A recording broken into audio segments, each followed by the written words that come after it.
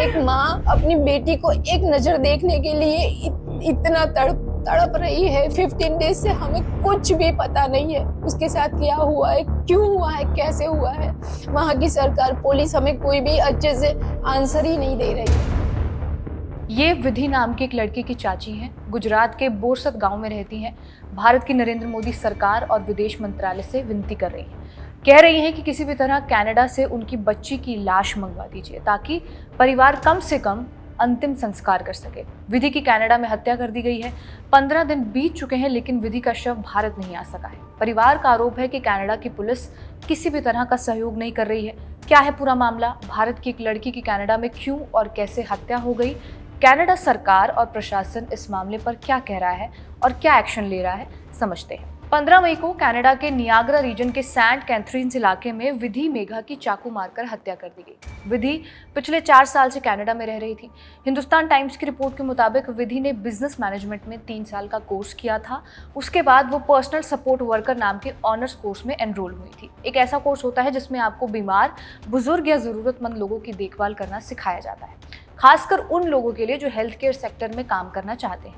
विधि के पिता के मुताबिक विधि के मामा और दादा दादी भी कनाडा में ही रहते हैं। इसके बावजूद विधि की हत्या के बारे में माँ बाप को जानकारी नहीं मिली। रिश्तेदारों का कहना है कि 16 मई से वो विधि को कांटेक्ट करने की कोशिश कर रहे थे लेकिन कांटेक्ट हो नहीं पाया, इसलिए उन्हें लगा कि विधि काम में या पढ़ाई में बिजी होगी। मीडिया रिपोर्ट्स के मुताबिक कनाडा पुलिस ने इस मामले में केस दर्ज किया है और मामले की जांच चल रही है। पुलिस ने इस मामले में एक संदिग्ध को भी गिरफ्तार किया है। इंडिया टुडे की रिपोर्ट के मुताबिक कनाडा पुलिस का मानना है कि हमला दिन दहाड़े हुआ। विधि को गंभीर चोटें आई और घटना के बाद उसे अस्पताल ले जाया गया।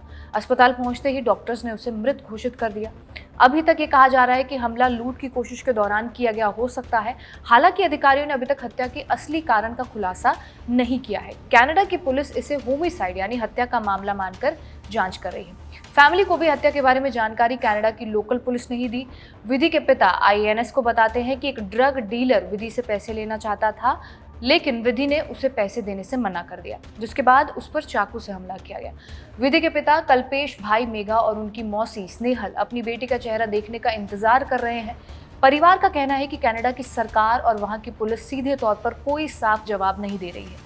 विधि के चाचा इस समय सभी जरूरी कागजी काम पूरा करने के लिए कनाडा में ही मौजूद हैं। वहाँ की सरकार, पुलिस हमें कोई भी अच्छे से आंसर ही नहीं दे रही है। मेरा भाई वहाँ पर है, वो लगातार सबसे कांटेक्ट में है, बट उसको भी ओनली ईमेल के थ्रू ही पता चलता है और कोई भी वो लोग कोऑपरेट नहीं कर रहे हैं। तो प्लीज विदेश मंत्री से भी मेरी विनती है कि आप कोई भी एक्शन लीजिए, प्लीज जल्दी से जल्दी ये हमारी विधि को हमें हैंड ओवर कर दे, बस उतनी रिक्वेस्ट है।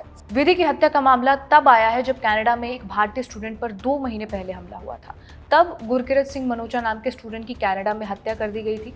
गुरकिरत 15 महीने पहले कनाडा गया था। उनके परिवार का कहना था कि काम से लौटते समय पुरानी दुश्मनी के चलते 10-12 लोगों के ग्रुप ने उस पर हमला किया और उसे गाड़ी से कुचल दिया। उसके बाद जब पुलिस को इसकी जानकारी मिली तो उस केस में भी अस्पताल पहुंचते ही गुरकिरत की मौत हो गई। कनाडा में भारतीय स्टूडेंट्स की सिक्योरिटी को लेकर लगातार सवाल पनप रहे हैं। मीडिया रिपोर्ट्स के मुताबिक 2018 से लेकर 2026 की शुरुआत तक करीब 17 भारतीय छात्रों की कनाडा में जान गई।